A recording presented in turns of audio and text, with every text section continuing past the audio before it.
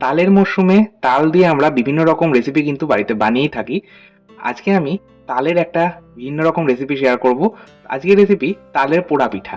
এই তালের পোড়া পিঠা ভীষণ পুরনো একটা রেসিপি। আমাদের গ্রাম বাংলায় মা ঠাকুমারা তালের এই পোড়া পিঠা উনানে বানাতো। উনানের কাছে এই তালের পোড়া পিঠা খেতে কিন্তু অসাধারণ লাগে। তবে যেহেতু বর্তমানে বাড়িতে মাটির উনুন নেই, তাই আজকে কিন্তু আমি এটা গ্যাস ওভেনে বানাবো। তাহলে আসুন দেখে নেওয়া যাক এই তালের পোড়া পিঠা আমি কিভাবে বানাই, সেটাই আজকের এই ভিডিওটাতে। তালের পোড়া পিঠা বানানোর জন্য অবশ্যই তাল প্রয়োজন। আমি এখানে একটা মাঝারি সাইজের তাল নিয়েছি। আর আপনারা বাজার থেকে যখন তাল কিনবেন চেষ্টা করবেন একটু কালচে রঙের যে তাল হয় সেই তালটা নেওয়ার। লালচে তালগুলো নেবেন না, লালচে তালে কিন্তু তেতো হয়।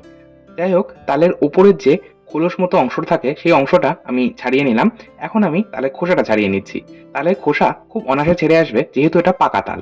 তালের খোসাটা সম্পূর্ণ ছাড়িয়ে নেওয়ার পর তালের মধ্যে থেকে আমি আটিগুলো আলাদা করে নিচ্ছি।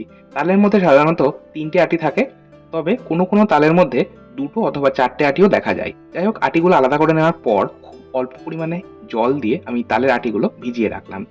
এইভাবে তালের আটি যদি ৫ মিনিট ভিজিয়ে রাখা হয় অল্প পরিমাণ জল দিয়ে, তাহলে কিন্তু তালের আটিগুলো বেশ নরম হয়ে যায় আর তালের পাল্প বা তালের রসটা বার করতে ভীষণ সুবিধা হয়। যাই হোক, ৫ মিনিট পর একটা এরকম বড় পাত্র নিয়েছি আর এইরকম একটা ফুটো থালা বা ঝাঁঝরি থালা নিয়েছি। এরকম ফুটো গামলা বা ঝাঁঝরি গামলাও কিন্তু পাওয়া যায়, আপনারা সেটাও নিতে পারেন। অথবা বেতের ঝুড়ি, প্লাস্টিকের ঝুড়ি অথবা বর্তমানে স্টিলের স্টিনার পাওয়া যায়, সেগুলোও কিন্তু আপনারা নিতে পারেন তালের পাল্প বা তালের রস বার করার জন্য। এখন আমি ভিজিয়ে রাখা আটি নিয়ে নিয়েছি। এখন এইভাবে ঘষতে থাকবো আর ঘষতে থাকলে দেখবেন তালের রস বা পাল্পটা আলাদা হয়ে পড়ে যাচ্ছে। আর একটা কথা, আপনারা কিন্তু তালের পাল্প বা তালের রস বার করার সময় অতিরিক্ত পরিমাণে জল ব্যবহার করবেন না, তাহলে কিন্তু তালের পাল্প পাতলা হয়ে যাবে। সেক্ষেত্রে ওই পাতলা তালের পাল্প বা তালের রস দিয়ে কোনো রেসিপি বানালে সেই রেসিপি কিন্তু স্বাদে ভালো হয় না। আচ্ছা, তালের আটিগুলো রস বের করা হয়ে যাওয়ার পর এরকম সাদা বা ফ্যাকাশে হয়ে যাবে। যখন এরকম সাদা বা ফ্যাকাশে রং ধরে যাবে তখন বুঝতে হবে তালের আটিগুলো থেকে রস বা পাল্প বের করা হয়ে গেছে। আমার দেখুন অনেকটা পরিমাণ তালের রস বেরিয়েছে। তবে আমি একটা বাটির মধ্যে ১ বাটি পরিমাণে তালের রস বা তালের পাল্প নিয়ে নেব। আর বাকি যে এক্সট্রা থাকবে সেটা আমি স্টোর করে রাখবো।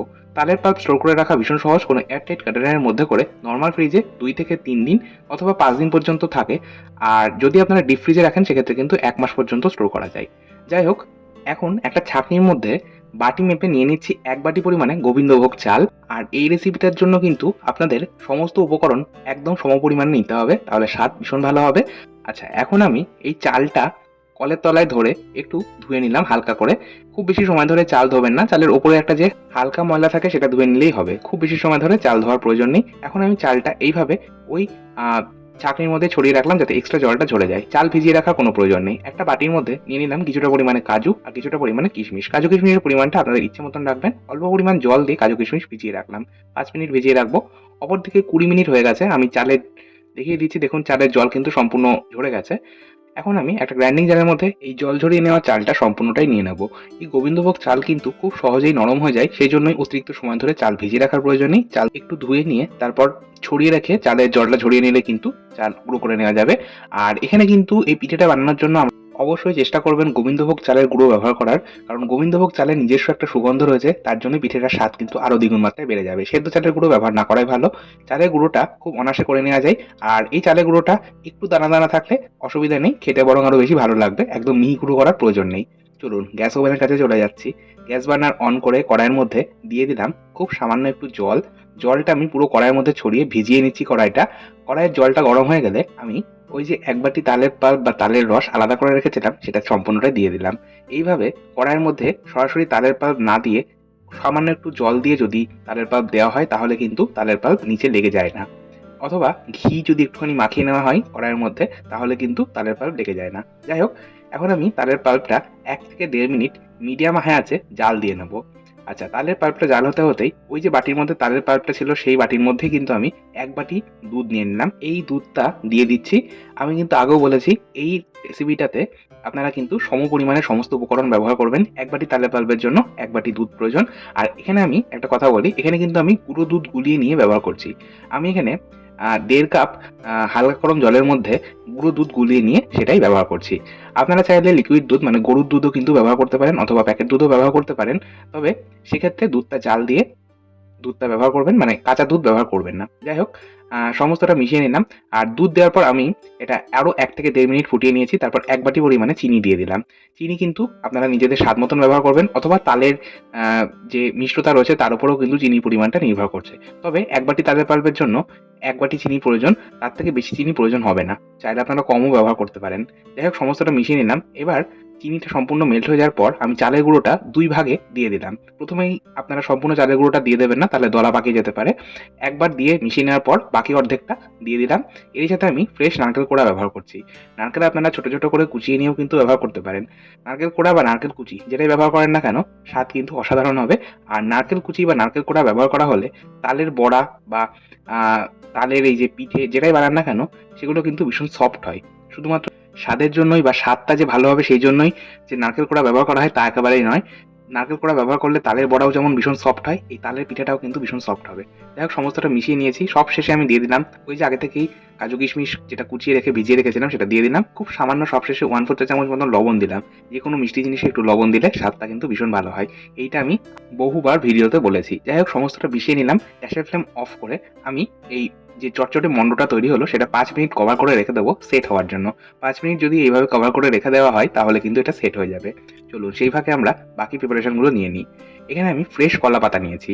কলাপাতা, একদম ফ্রেশ কলাপাতা এইভাবে টুকরো করে ভালো করে জল দিয়ে পরিষ্কার করে ধুয়ে নিয়েছি। কলাপাতা ব্যবহার করলে এই পোড়া পিঠার স্বাদ কিন্তু একদম অথেন্টিক টেস্ট আসবে।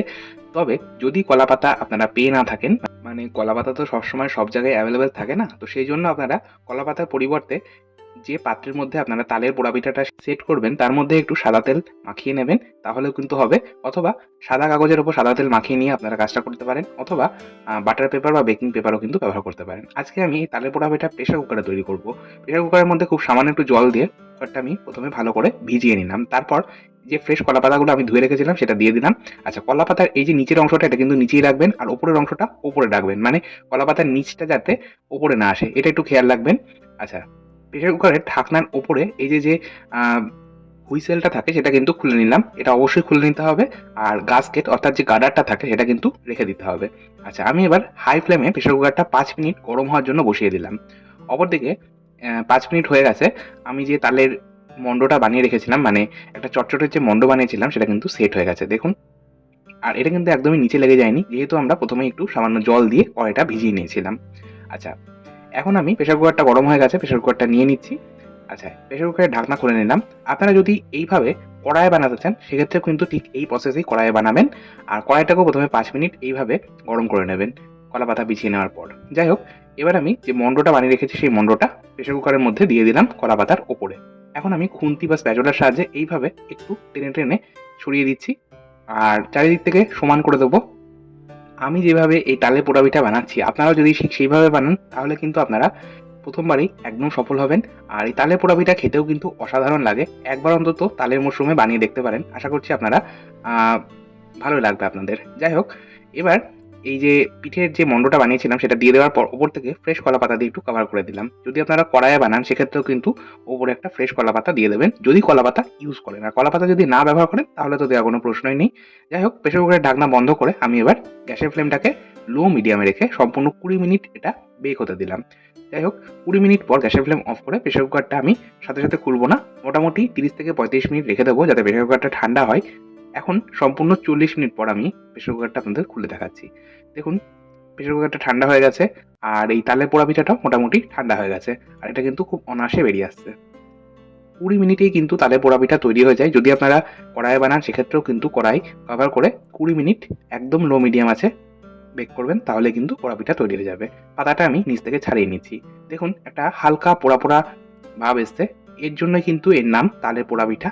আর এই পোড়া পোড়া যে একটা ব্যাপার এসছে এই ব্যাপারটার জন্যই কিন্তু এর নাম তালের পোড়া পিঠা, আর খেতেও কিন্তু হয় অসাধারণ। এই যে হালকা পুড়ে গেছে এর জন্য ভয় পাওয়ার কিন্তু কোনো কারণ নেই। এই পোড়াটার জন্যই কিন্তু এই তালের পোড়া পিঠা খেতে আরো বেশি অসাধারণ লাগবে। ব্যাস, তালের পোড়া পিঠা একদম তৈরি। এখন পছন্দ মতো সাইজে টুকরো করে পরিবেশন করুন। আজকের মতো এই পর্যন্তই। ভালো থাকুন, সুস্থ থাকুন, ধন্যবাদ।